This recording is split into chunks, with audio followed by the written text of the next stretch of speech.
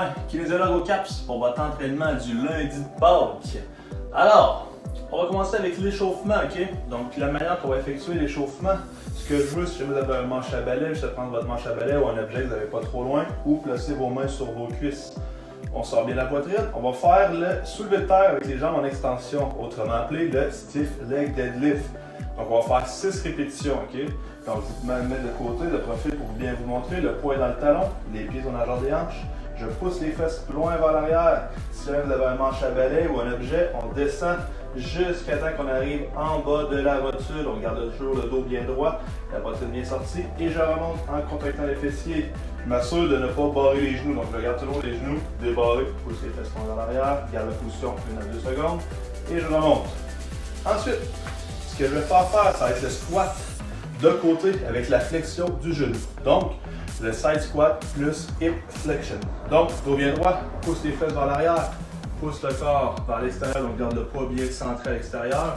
Je ramène ma jambe vers moi, je tire le genou vers le haut, donc j'essaie de venir faire un câlin ou un hug au genou. Et ensuite, je fais l'autre côté, donc je pousse les fesses vers l'arrière, je reviens en extension, dos bien droit, ramène le genou et tire vers le haut 2 à 3 secondes. On recommence l'action 6 fois par côté. Ensuite, on va faire la pompe avec poussée scapulaire. Donc, position de pompe, ok? Donc, le mouvement va être de pousser le plus possible dans le sol à l'aide de nos omoplates, ok? Donc, je me place en position push-up et je pousse dans le sol 3 secondes, à le dos bien droit, je relâche, donc j'essaie de coller mes omoplates ensemble et ensuite, hop, j'essaie de créer la distance entre mes deux omoplates. 3 secondes, je relâche et je recommence 10 fois 3 secondes. Donc, on va s'assurer d'avoir les omoplates qui se distancient bien une de l'autre. Ensuite, vous allez faire le sit to stand. Okay? Donc, position de squat, donc les pieds largeur des épaules, le poids extérieur des pieds, main sur les orteils, je descends, sors bien la poitrine. Et ensuite, je remonte les fesses en poussant les genoux vers l'arrière. Je redescends, je sors bien la poitrine. Les coudes restent toujours à l'intérieur des genoux 10 fois.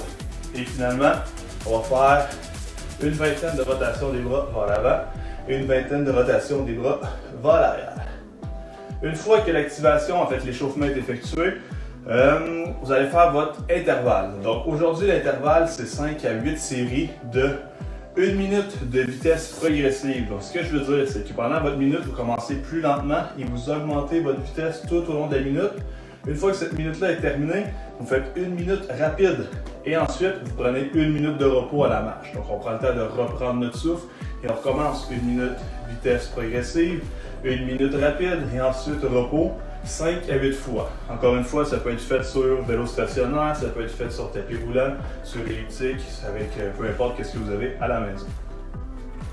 Une fois que l'intervalle est effectué, on embarque sur l'entraînement de type HIIT, donc encore une fois par intervalle de haute intensité.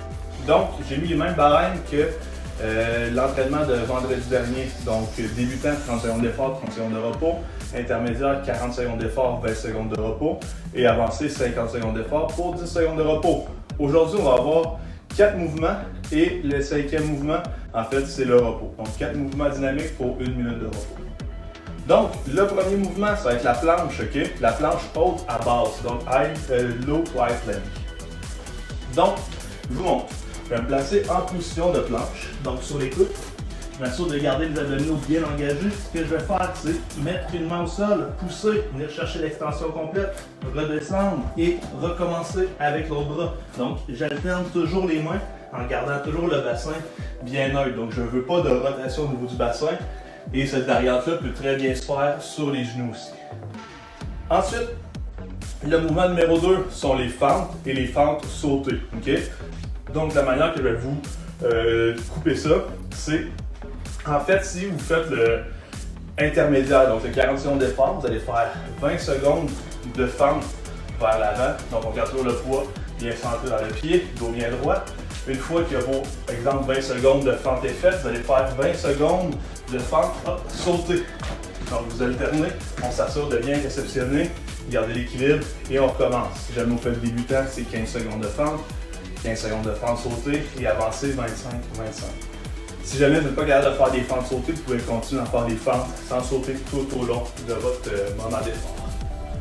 Mouvement numéro 3, extension des triceps à la chaise. Donc, on prend appui sur la chaise avec les mains, on avance les jambes loin à l'avant, sort bien la poitrine, on descend plus bas de 90 degrés et je remonte.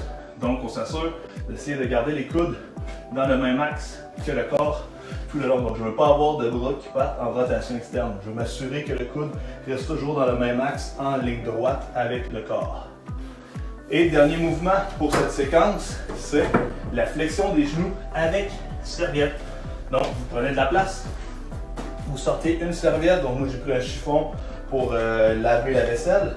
Je vais mettre mes deux pieds sur la serviette. J'appuie bien dans le sol avec mes bras.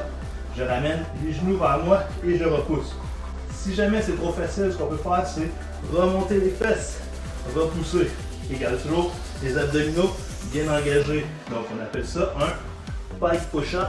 Sinon, on peut ramener une jambe à la fois. Et ainsi de suite. Donc pendant le moment d'effort et ensuite, vous prenez 1 minute de repos. Et on recommence la séquence de 3 à 5 séries, tout dépendant de votre niveau. Ensuite, une fois que ça c'est effectué, il reste un dernier Tabata. Donc le Tabata, c'est 4 minutes d'effort, okay? Donc coupé en 20 secondes d'effort pour 10 secondes de repos. Et le mouvement va être les burpees avec les bras en extension. Donc ça va être 20 secondes de burpees, donc les mains au sol, on lance les jambes, on ramène les pieds et on saute pendant 20 secondes. Une fois que le 20 secondes est fait, vous prenez un 10 secondes de repos et vous recommencez 20 secondes, 10 secondes de repos, 20 secondes, 10 secondes de repos, et ainsi de suite pendant 4 minutes. Et ensuite, vous allez voir que le côté cardio va avoir très bien travaillé.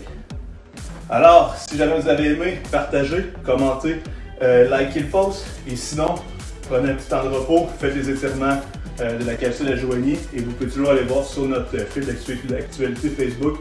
On poste tout le temps des capsules très pertinentes. Donc, à la prochaine!